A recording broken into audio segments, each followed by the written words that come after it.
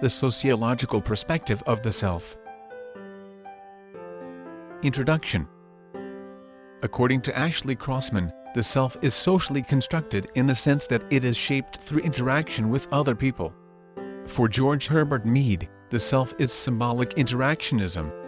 It seems that Dewey's theory of education is the tautology of the self, for both are characterized as social processes. This lesson composition will be discussing the theory of George Herbert Mead, Charles Cooley, and John Dewey's concept of education as proof that the self has its mind. According to some authors, Vygotsky never wrote about the self but his theory on social interaction between learning and self-development. Learning objectives.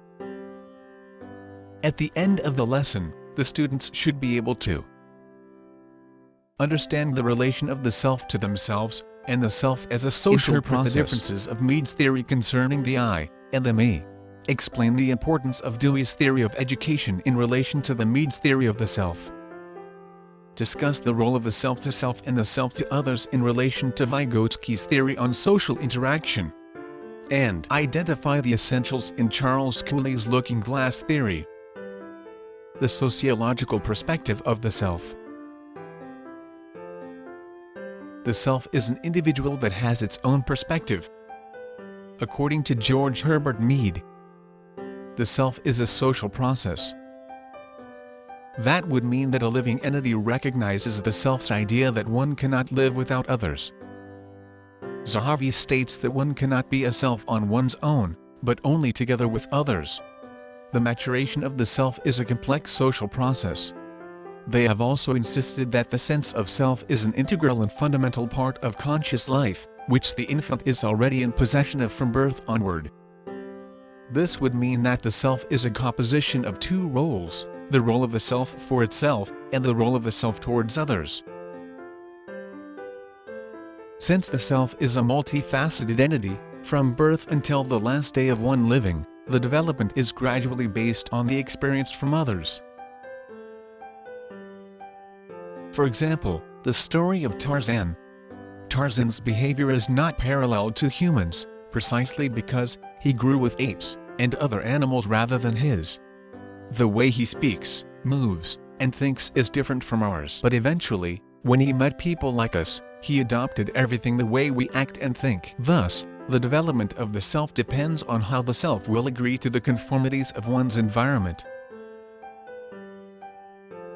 The self has meaning only within the social context, and it is not wrong to say that the social situation defines our self-concept and self-esteem. We rely on others to provide a social reality to determine what to think, feel, and do. Man finds his only purpose within social settings. That would mean that he must participate in any activities that occur in any situation. Therefore, it is essential to consider the self as a political entity because his community involvement is worth it. Vygotsky's theories stress the fundamental role of social interaction in the development of cognition. This would mean that social interaction gives meaning to self-cognition. In other words, there is a cognitive process that the self must be developed, and that is only through the learning process of language, thought, and reasoning. According to John Dewey, education is a social process. Education is growth. Education is not preparation for life but is life itself.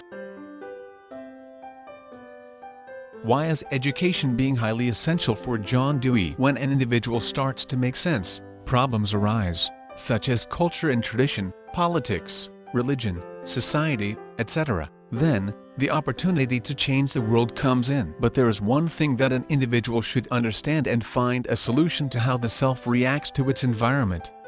That is, one must be practical in dealing with it. Mead's theory of the self and Dewey's theory of education are inseparable.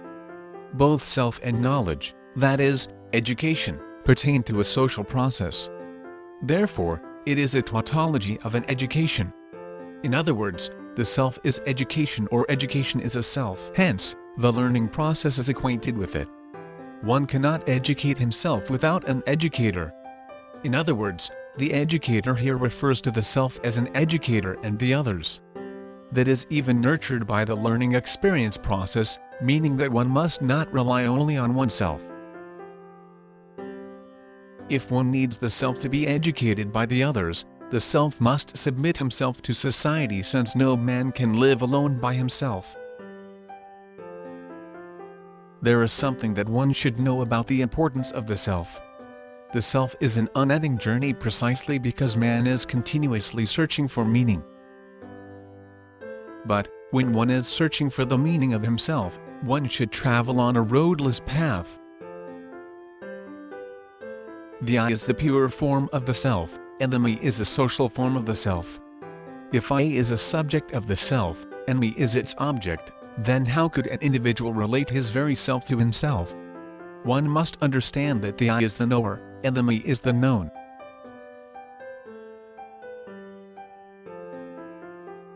The realm of understanding concerning the self is profoundly a dualistic being, by which the self transcends to another entity, that is to be known by the knower. In other words, one must see the I as a thinking self, that it is not the only composition of the self, but it has a me that lies along the I.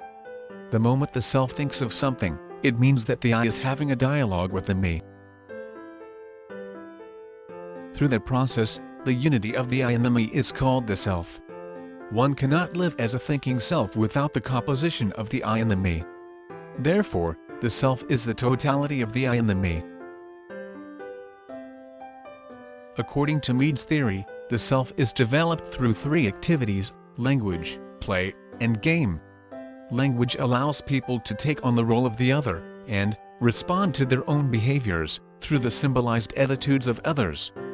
During play, individuals take on the roles of different people, and pretend to be them to express their expectations. This process of role-playing is the key to the generation of self-consciousness, and to the general development of the self. People must comprehend the rules of the game, and internalize the roles of everyone else involved. In 1902, Charles H. Cooley created the looking-glass self. It is a social psychological concept in which the self grows out of the interpersonal interactions and the perceptions of others. In other words, the moment the individual self interacts with the others, that others will shape the individual self, in which the self will do the same.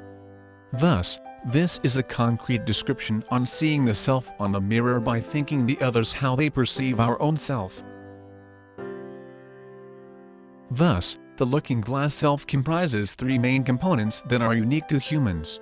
First, we imagine how we must appear to others in a social situation. Second, we imagine and react to what we feel their judgment of that appearance must be. Lastly, we develop our sense of self and respond through this perceived judgment of others. Conclusion. Both the self and the mind are inseparable. Though they have different functions, they play as one in order for the self to be developed by the others through experience. Therefore, the self that has mind within is an interactive self. References: